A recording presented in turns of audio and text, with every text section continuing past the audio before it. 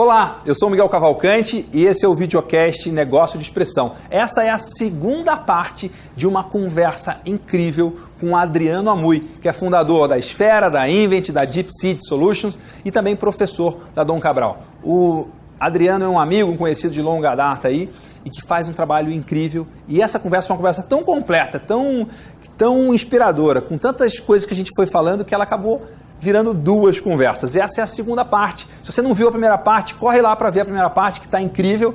E nessa segunda parte a gente vai falar sobre estratégia de negócio, sobre marketing, sobre reinvenção de negócio e também sobre desenvolvimento profissional de executivos. Acompanha que está incrível essa aula, essa entrevista, esse bate-papo. Um abraço, aproveita.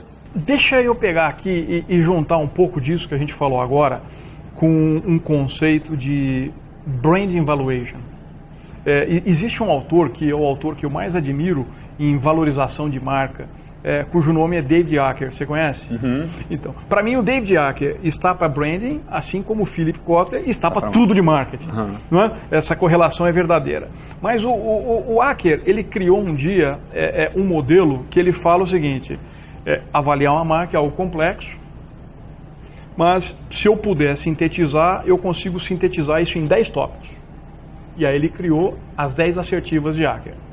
Sendo que o mais importante é que eu sempre acreditei nesse modelo, mas estou começando a repensar. Que ótimo. Esse é o exercício legal. Porque ele dizia o seguinte: a primeira afirmativa, que é a que determina o máximo valor de uma marca, é preço premium. Ou seja, se eu consigo praticar preço premium, a minha marca vale mais. Né? Esse é o multiplicador. Esse é o multiplicador. Se você vende muito mais, mas pelo mesmo preço, então, pô. Só que aí, Miguel, nesses últimos anos, pensando, olha qual é a reflexão. Eu vou insistir com você um ponto. O Acker foi brilhante demais de conseguir montar esse modelo. Então, o que eu estou tentando fazer é como é que eu cresço a partir do modelo dele. Sim. Eu não estou dizendo que o modelo dele não é brilhante. Sim. Eu simplesmente tenho a oportunidade de crescer a partir do modelo dele. Construindo no ombro de gigante. Pensa comigo. Será que preço premium não é consequência? Sim. Se preço premium é consequência, será que eu não deveria mudar então o critério para a raiz fundamental? Se isso é verdade, a minha afirmativa para você seria o seguinte: o maior driver para você definir o potencial valor de uma marca hoje deveria ser a capacidade de criar uma conexão emocional com o seu target. Que é a afirmativa vendas, que você está falando do começo até agora, e eu estou me sentindo aqui empolgado, porque a minha tela de encerramento do curso de marketing na Dom Cabral se eu pudesse eliminar todos os PowerPoints que estão para trás, a pergunta que você deveria fazer é: o que o seu cliente sente quando pensa na sua marca? Conexão emocional. Ele sente, né? Nem pensa. É o que ele sente. Ele nem sabe te dizer muitas vezes. Não, ele não consegue. É sentimento. Isso aí é uma lição de marca. Isso é profundo demais. Sabe de quem que é isso? Não. Madre Teresa.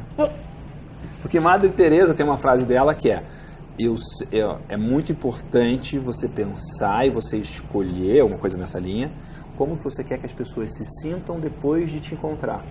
Perfeito. Qual foi a marca que você deixou? O que ficou?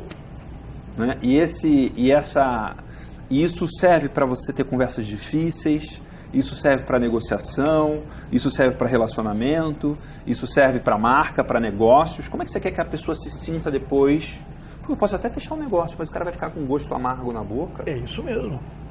É indiscutível. Não pode, não tá. Que aí volta nas coisas tem coisas que a gente compra feliz. E tem coisa que a gente compra chorando. Isso.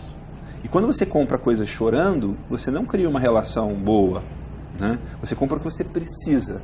E tem negócios muito rentáveis construídos em vender coisas para quem precisa e está chorando. Mas não cria uma relação positiva. É isso mesmo. E cria uma inimizade e é uma coisa que você está querendo sempre se livrar daquilo. Né? Você não quer ser cliente para sempre. Você quer ser cliente por o menor tempo possível. Miguel, esse ponto que você trouxe, já me trouxe um outro para comentar aqui com você. Vamos lá. Que é perfeito. Nesse mundo atual, a gente acaba participando, você, desse macrosistema de startups. E A palavra que mais se fala dentro de uma startup hoje é escalabilidade. Sim. Virou uma obsessão. Quando eu junto o que você falou com essa palavra escalabilidade, talvez eu tivesse uma dica para compartilhar, que é o seguinte. Quero ouvir. Cuidado com a escalabilidade, porque a escalabilidade ela implica em pessoas diferentes. Ela implica em múltiplos stakeholders ou em CNPJs diferentes comprando do seu negócio. Existe uma coisa mais importante que é a escalabilidade que vem antes dela, que é você fazer com que a mesma pessoa queira te comprar de novo. Sim. E isso é o princípio fundamental do CRM, que está no livro clássico de marketing, as pessoas estão esquecendo. Tem um amigo meu que fala que a venda mais importante que tem é a segunda. É a segunda. Só que as pessoas estão esquecendo. Isso é uma maneira muito interessante de você, inclusive, olhar para negócios. Quantas vendas, quantas segundas vendas esse negócio faz? Isso. Esse fator vale mais para mim. Então, se eu tiver fazendo... é uma das coisas que eu mudei no meu negócio para buscar um modelo de recorrência. Perfeito. Porque eu quero ter relacionamento mais de longo prazo e eu quero ter clientes que estão mais alinhados comigo. Não quero que seja só um amor de verão. É isso mesmo.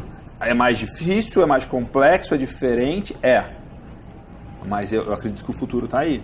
E aí, na hora que você consegue isso, entra um outro conceito que a gente está tentando nesse bate-papo, sempre olhar a perspectiva, olhar o mundo, trazer um case e trazer um conceito.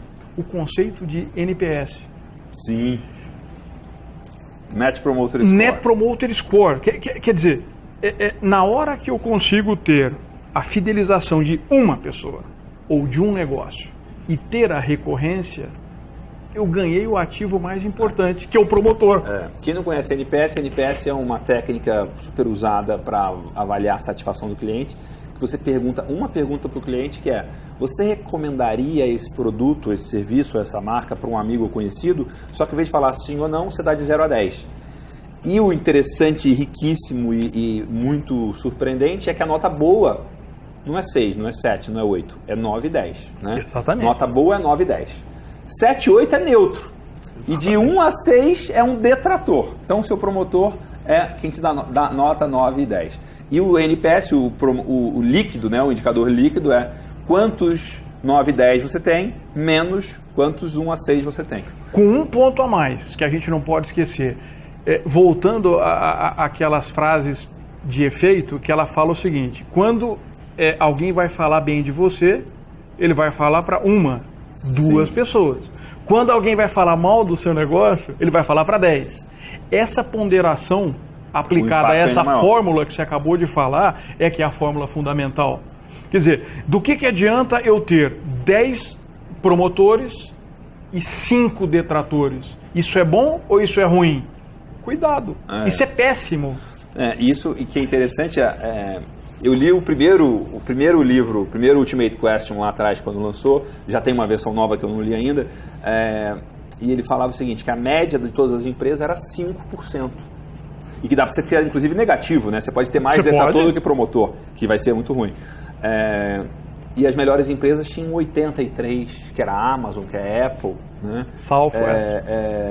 Que tinha mais de 80%, ou seja, você tem 90% de promotor e 5% de detrator. E aí você está jogando um jogo em que tem um exército incrível de gente promovendo, falando bem, recomendando. E esses caras que são 9 e 10, eles compram mais, eles repetem mais compra e eles recomendam mais. Né? Exatamente. E tem o nível 10, assim, não sei se é um 10, mas o nível mais elevado é o cara que te defende ainda. É isso aí. Porque tem gente que fala bem, não, o Miguel é bacana, tal, a empresa tal é bacana. Agora, o nível acima é quando alguém vem falar mal e a pessoa fala, não, você está enganado, não é assim não. Dá um voto de confiança, porque essa empresa aí é séria. Miguel, acabou de surgir um conceito dessa conversa. O que você acha do conceito de escalabilidade promotora? O que importa não é a escalabilidade, o que importa é a escalabilidade promotora. Que você conseguir ter só cliente. Quanto você consegue escalar dentro dos meus promotores? O seu NPS. Exatamente. Isso significa que você conseguiu desenhar uma proposta de valor com fit perfeito, com o seu target, E que, principalmente, você entrega o que você promete. Sim. Você está falando isso, me veio uma sacada aqui muito grande. Tem negócios que eu admiro muito pela capacidade de vendas, só que eles, como eles são muito... Como não? Além do fato de eles serem muito bons de vendas, eles, por alguns elementos, eles geram um número relativamente alto, pelo menos alto para mim, de detrator. E aí o que acontece é que cada vez que você vende mais, o N de detratores vai aumentando. Sim. Em especial, se esse é um produto de valor relativamente alto, quando eu vou comprar um negócio de R$1, eu não preciso falar com ninguém. Exatamente. Quando eu vou comprar um negócio de alguns R$1.000, eu vou perguntar para minha mulher, eu vou perguntar para meus amigos, eu vou compartilhar num grupo, eu vou perguntar no WhatsApp, e aí vai ter alguém lá, porque o N já é alto, vai falar, não, isso não vira não. Né? Então, assim, assim, eu, nos últimos anos, eu passei por um processo em que, em alguns momentos, eu acho que eu errei a mão. De acelerar muito o processo de vendas, de buscar a escalabilidade sem o promotor, né? Sem preocupar tanto com isso, e isso me custou caro. E hoje, já tem um tempo que eu estou muito focado nisso, sem dar esse nome, não tinha um nome ainda, né? De como que eu falo, não, eu só quero atender meu cliente ideal. Eu quero dizer não antes de vender. Antes de gerar experiência negativa. Que vai dar errado. Né? E uma das perguntas chaves que eu aprendi para fazer isso é: qual é o seu cliente se você pudesse cobrar dele só depois de ele ter o resultado? Perfeito, perfeito. E aí você já tem um monte de gente falando, não, é melhor você não comprar. Porque você não vai ter, você precisa ter isso, você não está tendo isso, tal. Então é melhor você não comprar, porque vai ser ruim para você, vai ser ruim para mim. No final, eu vou até faturar, mas isso aí vai gerar tantos custos indiretos que vão me atrapalhar. É melhor eu vender só para quem é meu cliente ideal e tocar o barco nisso aí. E aí, Miguel, você falou uma coisa que também vale a pena a gente julgar aqui. Você falou o seguinte, eu errei e perdi. Sim. Porque tem uma frase do meu sócio da Dipseed, que é o Leandro, que ele fala o seguinte, essa frase alguém falou, mas eu não sei, por isso eu me refiro a ele. Ele fala assim, só erra e perde quem tenta. Então, que ponto que eu quero colocar aqui? Não é? Só quem está no jogo, né? Quando você está no mundo, agora eu quero separar a vida real de academia. Quando você está no mundo acadêmico, é óbvio que eu tenho que criar frames e que eu tenho que enquadrar tudo o que acontece e lembrando que tipicamente eu estou olhando para o retrovisor, portanto é fácil eu fazer afirmativas do que deu certo e do que deu errado, porque já passou. Né? Então, você sempre olhar uma decisão tomada no passado e traduzir isso num case tem valor pedagógico, mas isso não significa que eu seja muito inteligente, porque qualquer pessoa poderia fazer. A grande questão é qual seria a decisão que eu teria tomado naquela situação. Isso me traz uma... Eu tive uma aula quando eu estudei em Kellogg, que foi uma das aulas mais ricas e marcantes da minha vida. E essa aula, ela era sobre tomada de decisão.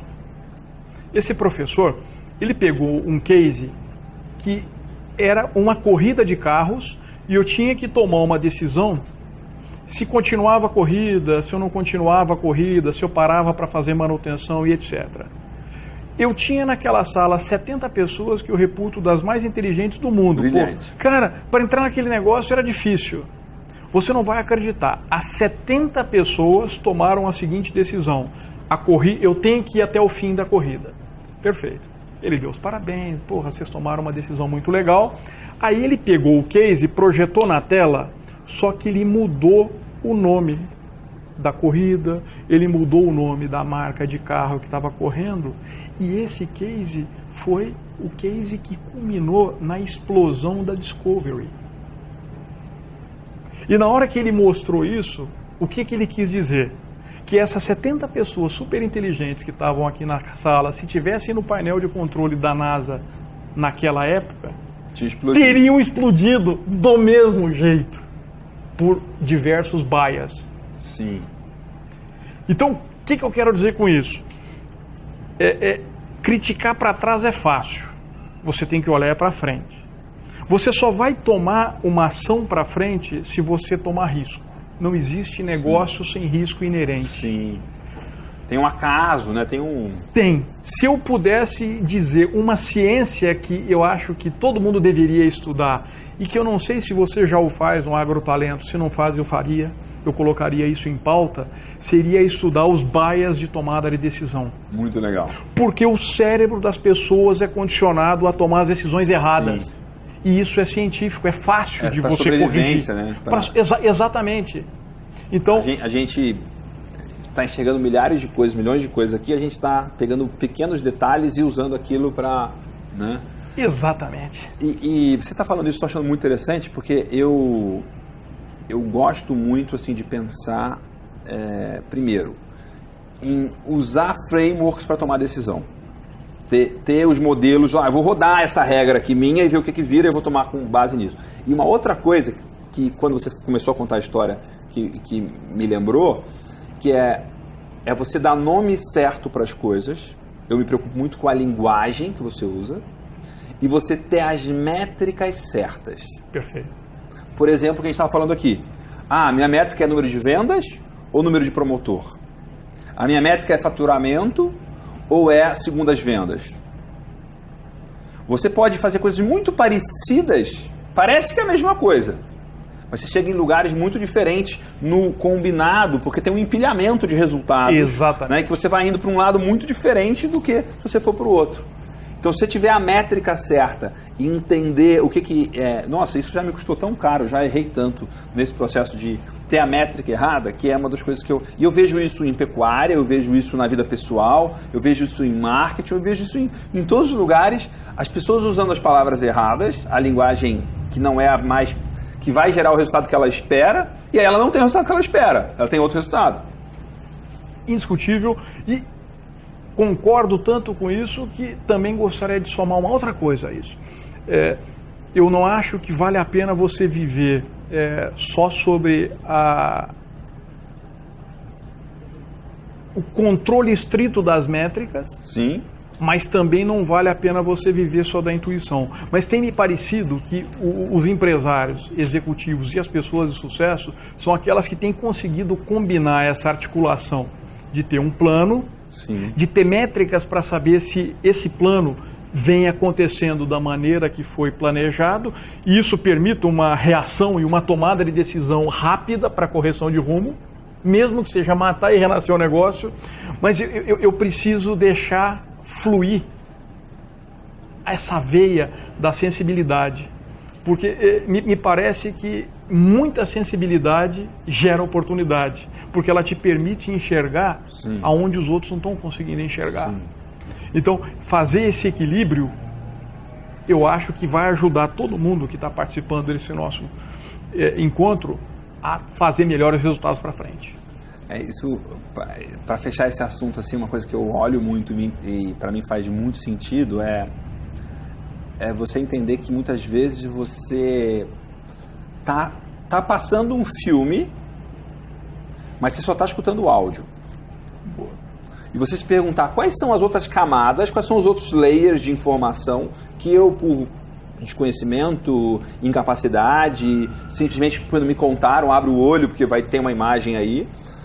A gente não está vendo outras camadas que são causais, que causam, que geram resultado naquilo, que influencia o que está acontecendo, só que a gente não está conseguindo enxergar. E aí a nossa decisão ela é frágil. Isso. Né? Como é que eu vou descrever a qualidade de um filme se eu só escutei o áudio? Isso.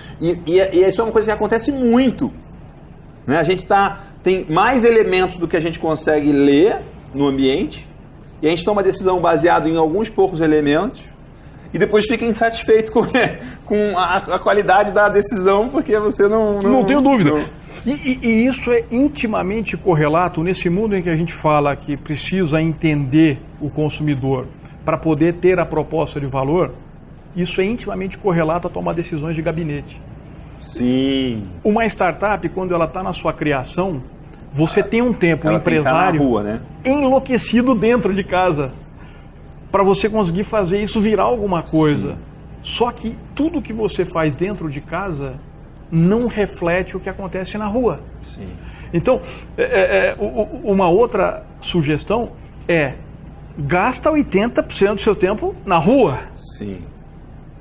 E os outros 20 você modela dentro de casa, porque aí você vai ter uma organização efetivamente estruturada para a escalabilidade, que a gente chamou de escalabilidade promotora. É isso, vá para a rua.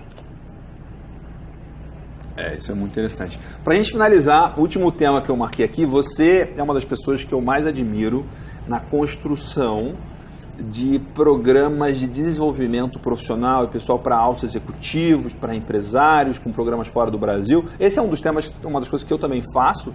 Muito bem, eu admiro muito o que você faz e tenho como um modelo, como um benchmark de sucesso para mim. A minha pergunta é, assim, o que você está preocupado hoje, ou o que você daria de recomendação para um empresário, um empreendedor, um produtor, um profissional que está assistindo você aqui? Como que eu devo pensar e me planejar para me atualizar, para o que eu devo fazer nos próximos 12 meses de atualização e de me tornar um profissional, uma pessoa melhor? Perfeito. Miguel, a primeira fala ela é um pouco polêmica, mas ela é definitiva. Necessária. Mais do que necessária, ela é quase arrogantemente definitiva. A minha experiência me mostrou que isso é um fato. Não confunda férias com desenvolvimento. Essa é a primeira coisa. Como assim? Então, eu vou viajar de férias e vou aproveitar para me desenvolver. Você não vai fazer nenhum e você não vai fazer o outro. Eu estou falando isso porque um dos caminhos que a gente tomou tem muito a ver com desenvolvimento internacional. Certo. E o nicho que a gente ocupou, ele foi o nicho de falar para as pessoas o seguinte: tá todo mundo viajando, tá todo mundo fazendo viagem supostamente técnica, mas na verdade você está fazendo relações públicas, você está construindo amigos. Construir amigos é uma das coisas mais importantes que existe na vida. Mas se você puder construir o amigo fazendo alguma coisa útil, eu posso te afirmar que você está construindo para o seu negócio. Que legal. Então, dentro dessa linha, a gente começou a provocar várias companhias e várias pessoas a... Quer ver uma coisa interessante? Produtores rurais. Conversa com a turma. Há quantos anos o mesmo produtor faz a mesma viagem em setembro para a AgriShow nos Estados Unidos? O Farm Progress Show. É uma viagem de tipo uma pescaria, ou para a criança vai para Disney e tal. Aí a pergunta que decorre dessa o que você aprendeu esse ano diferente do ano passado? O que você aprendeu ano passado diferente do outro? Não estou afirmando nada. Eu estou deixando para as pessoas pensarem. Silêncio e o cara rebola na cadeira, né? Não é isso que acontece? Sempre. Rebola na cadeira e o barulhinho dos grilos, né? Aí vem a terceira pergunta. E se eu te desse a oportunidade de pegar esse mesmo tempo que você já gastou e esse mesmo dinheiro que você está usando, sem agregar um centavo a mais, e você usar isso para conhecer a cada ano algo diferente e que esteja alinhado com tendências? Isso tem eco. Então, esse é o primeiro ponto, né? Repense as viagens que você faz e as oportunidades de educação e formação que você tem para que você esteja up to date. Você é dono da sua agenda. Não é porque essa agenda está acontecendo ou porque você foi convidado que isso é relevante para você. Esse é ponto 1. Na sequência, procure combinar uma experiência que seja de vivência com uma experiência que seja acadêmica. Certo. Existe hoje uma depreciação do mundo acadêmico. Então as pessoas falam, não, eu não vou visitar a universidade, porque aqueles caras da universidade são teóricos. É lá que surgem os novos frames. Então, para os nossos clientes, a gente tem... E se tiver curadoria e escolha de quem você vai escutar, né? Tem 10%, 20% que está fazendo coisas incríveis e que você quer passar uma semana com ele, você quer... Claro que sim. Então, dentro dos nossos modelos para os nossos clientes, a gente tem dedicado de cada tempo de formação 20% dentro da via acadêmica. Que legal, 20%. 20%. Isso já foi maior, Miguel. Isso já chegou a ser 80%. Mas francamente, hoje, o 20% é uma combinação saudável de conhecimento e motivação. Mas a pessoa está aprendendo 100% do tempo. Ele tá mas ela não está sentada numa cadeira e... Exatamente. Ela nem sabe que ela está na aula, mas ela está, né? Agora, o que eu faço nos outros 80? Nos outros 80, eu estou aprendendo vivenciando. Posso te dar um exemplo recente? Pode. Nós levamos um grupo agora, um grupo dos maiores produtores do segmento rural brasileiro para o Vale do Silício. E imagina, esse grupo que é super sênior passou por uma experiência dentro do laboratório IDEO. O laboratório IDEO é o maior laboratório de inovação do mundo hoje. O que nós fizemos com esses caras? Fizemos um exercício de design thinking. Nós dividimos todo o grupo em 5 grupos diferentes. Cada um desses grupos deveria passar o seu dia investigando uma cultura global diferente.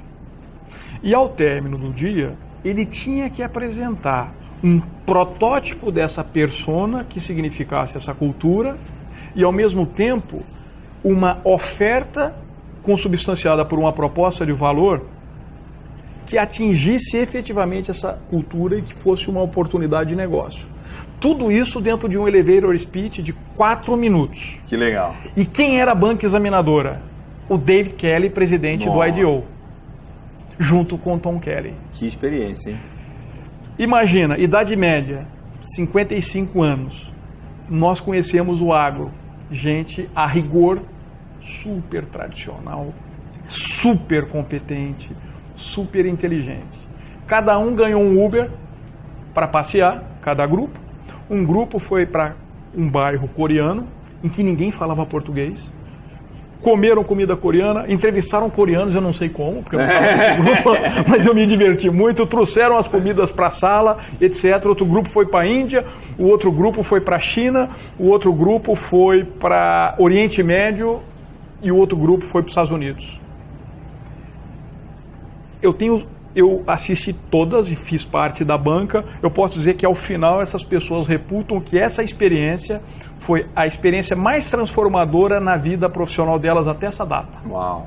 Qual é o ponto aqui? Foi lúdico. Sim. Tem experiência e tem emoção. Exatamente. 2, eles construíram. 3, eles personalizaram a persona. Então, na hora que ele teve que personalizar um coreano, baseado nas entrevistas que ele fez, a gente tinha dentro desse grupo um cara que ele é o vice-presidente de uma grande companhia, portanto ele vende para todos os países da Ásia, ele conhece tudo. Ele voltou e falou, tudo que eu pensava que eu conhecia era frágil. Era frágil. Porque eu de verdade, eu estava preocupado em vender para o cara. Não entendi. Mas eu nunca me coloquei no lugar dele. Nossa. Eu nunca entendi como um coreano pensa. Quanto que isso pode gerar de valor e pode fazer diferença para a carreira e para a empresa que esse cara vai tocar. Exatamente. Terceiro ponto, então, eu estou falando da dimensão aqui puramente acadêmica, depois eu estou falando que eu recomendo uma experiência que ela envolva vivência, e eu diria que o tema-chave para essa vivência hoje, se a gente fizesse mesmo bate-papo daqui a um ano é outra história, hoje é estude Design Thinking. Mas não ficar só lendo. Vá lá e faça um exercício. Terceira experiência.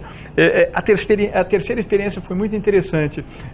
Nós levamos esse grupo para a maior incubadora do Vale do Silício. E nós colocamos essa turma lá dentro, mas não para conversar com o dono da incubadora. Eles foram conversar o que é ser uma incubadora. E depois eles foram dentro das incubadas, não importa qual é o setor, para descobrir como que esses caras pensam. Como é que é o exercício de você ter uma ideia, trazer uma ideia para uma incubadora, tentar fazer essa ideia ser vendida para algum lugar do mundo. E aí eles falavam assim, no começo, mas Adriano, eu só queria ver a incubadora do agro, porque eu não tenho interesse em ver uma incubadora. Mas é a mesma coisa, eu falo assim, tipo, desculpa, incubadora, incubada, incubada, e para você escolher que você quer investir, você tem que entender como isso funciona primeiro. Como que a cabeça de cada player funciona, Exatamente. Né? Como é que é o thought process, como é que é o processo de pensamento. Exatamente. E isso, quando eu vou aprender alguma coisa, eu procuro fazer sempre isso. Eu não quero... Como é que você coloca a água nesse copo? Não. Como que a sua cabeça funciona para você fazer aquilo? Quando eu consigo entender isso, aí eu consigo modelar, Lógico. consigo pegar uma parte para mim, consigo usar e tal. Agora, se eu só entendo o que o cara está fazendo, é muito mecânico e pouco valioso. Só que o brasileiro, ele, dentro de N características positivas que nós temos como empresário, executivo e empreendedor, tem uma que é muito interessante porque ela é boa e ruim ao mesmo tempo. O brasileiro, ele é imediatista. Na hora que ele falou assim, nossa, adorei o exercício de Design Thinking. Logo, adorei incubador. Eu falei assim, mas o que tem a ver uma coisa com a outra? Não, é porque está tudo em São Francisco. Aí eu falei assim, mas o que tem a ver uma coisa com a outra no São Francisco? E o cara assim, não, mas eu tenho que entrar nesse negócio. Opa, essa é uma boa conclusão. Mas por que você tem que entrar nesse negócio? Não, porque todo mundo entrou. Não. Aí não é design thinking. Aí não. Vamos voltar atrás. Então, esse dia foi... Entende isso aqui. Quando terminou o dia... E aí é um negócio que muda a chave, né? Muda a chave. O cara voltou diferente. Chegou no fim desse dia, puta, qual é a próxima etapa? Agora eu estou pronto para discutir em Agritech.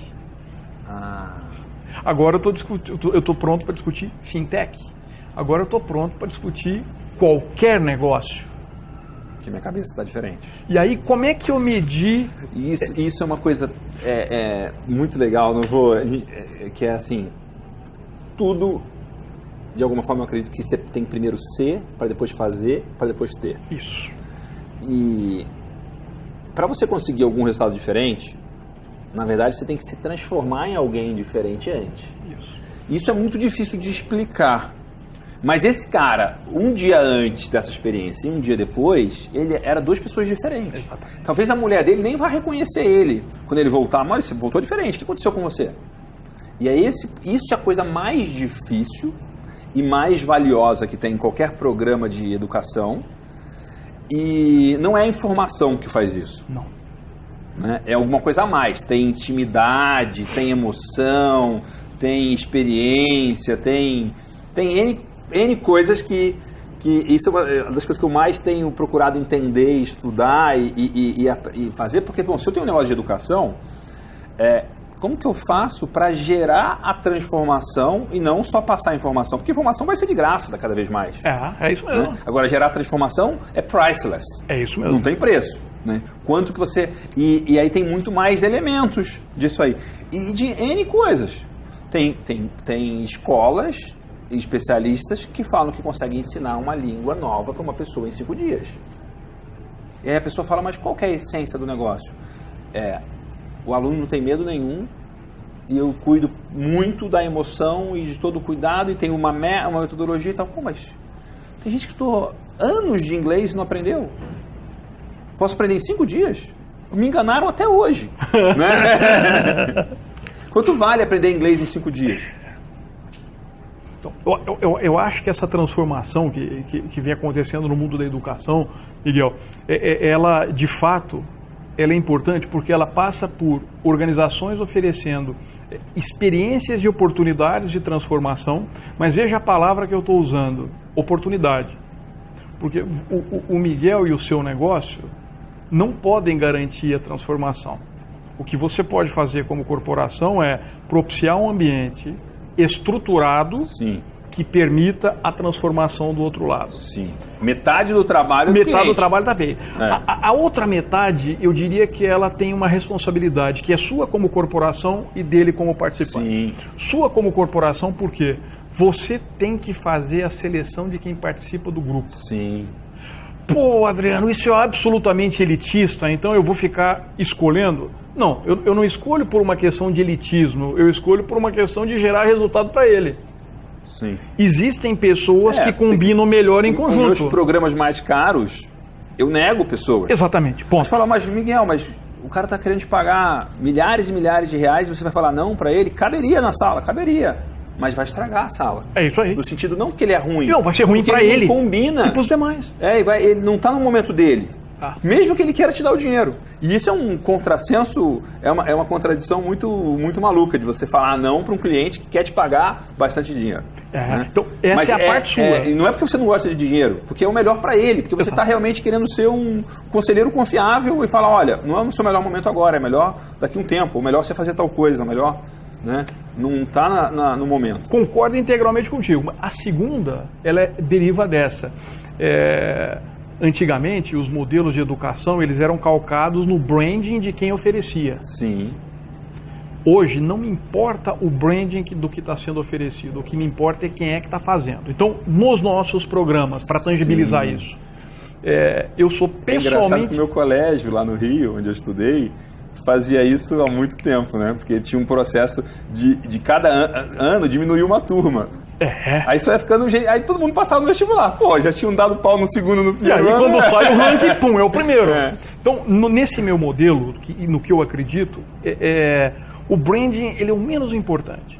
Então, eu sou pessoalmente responsável, eu não delego isso dentro do Invent, pelo desenho do programa, e eu sou pessoalmente responsável por estar na execução do programa. Aí olha assim, qual é seu papel? Você é o cara que vai fazer a curadoria? Mínimo. Porque as pessoas que a gente escolhe são as pessoas certas para fazer, elas foram brifadas antecipadamente. Mas qual é o papel onde eu faço o game changer? Eu crio um ambiente e interajo com cada um dos participantes para que ele seja realmente, legitimamente aberto para a transformação. Sim. Se eu conseguir fazer só isso aqui... O termo que eu uso é coachable. Exatamente. É coachável. Exatamente. Se eu fizer só isso, o programa vai trazer resultado para ele. Essa é uma das características chaves do meu cliente ideal. Porque como é que eu vou vender um produto de treinamento, de educação, de transformação, se ele não é aberto à transformação? Exatamente. Não vai funcionar. Para a gente fechar, Adriano, adorei essa conversa, passamos mais tempo porque o tempo voou aqui. Qual que é o desafio que você dá para quem está te assistindo? Alguma coisa para o cara colocar em prática, ou entrar em campo, começar até o final da semana que vem? Qual que é o desafio que você deixa para... O desafio que eu quero deixar dessa vez é o seguinte, cada vez mais, cada um de nós tem acesso à informação, de todas as naturezas. Acontece que, como tudo na vida, a qualidade é mais importante do que a quantidade. Sim. A quantidade está até demais, né? Exatamente. Não está faltando, está sobrando. Então, o desafio que eu faço para cada um é, coloca num pedaço de papel, num caderno exatamente igual a esse do Miguel, quais são os 5 tópicos que você decide que são os temas que você tem que conhecer profundamente dentro desse ano. Depois você vai fazer um segundo exercício. Quais são os canais, quais são os influenciadores, quais são as fontes que vão te ajudar a resolver essas 5 questões. 5 temas do ano e quem são as fontes para te resolver essas questões. Nesses 5 temas. E aí faça o terceiro exercício. Faz uma limpa dramática, radical e sem medo de seus canais de leitura. E fica só no que interessa. Fica só no que interessa. Isso vai te salvar tempo, isso vai te dar foco, isso vai te permitir aprender alguma coisa, ter um insight e conseguir transformar, porque esse é meu último desafio, transforma pelo menos uma ideia em alguma coisa. Sim, aplica. E aplica. Velocidade de implementação. Então, 5, filtra, fontes. E isso tem que virar alguma coisa ao final de um ano. Exercício fácil de fazer o tracking. Muito bom. Muito obrigado. Sensacional. Muito legal mesmo. Obrigado, pessoal. Pessoal, esse é o videocast Negócio de Expressão, onde a gente convida pessoas que a gente admira, que a gente gosta e que a gente pode aprender muito com elas sobre negócio, sobre empreendedorismo, sobre estratégia, sobre marketing. Adriano Amui, muito obrigado. Obrigado, Miguel. Obrigado, pessoal. Abração. Muito bom.